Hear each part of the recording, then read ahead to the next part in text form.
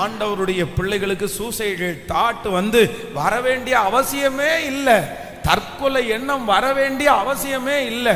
அப்படின்னா நான் என்னால முடியாது, சாவுதான் எனக்கு கடைசி வழி, மரணம் தான் எனக்கு கடைசி வழி, அதை தவிர வேற வழியே தெரியலன்னு உலகத்துல இருக்கிற யாரு சொன்னாலும் ஒரு ஆண்டவருடைய பிள்ளை சொல்ல வேண்டிய அவசியம் இல்லை.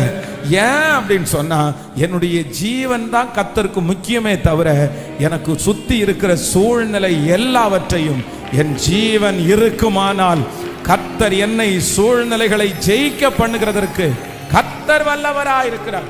அதனாலதான் நான் அடிக்கடி சொல்லுவேன், யோபுக்கு என்னென்னமோ ஆண்டவர் பிசாசுனுடைய கையில ஒப்பு கொடுத்தார், என்னென்னமோ ஆண்டவர் ஒப்பு கொடுத்தார்.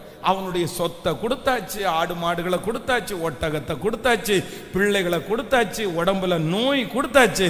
ஆனா ஜீவனை மட்டும் ஆண்டவர் கொடுக்கவே இல்லை.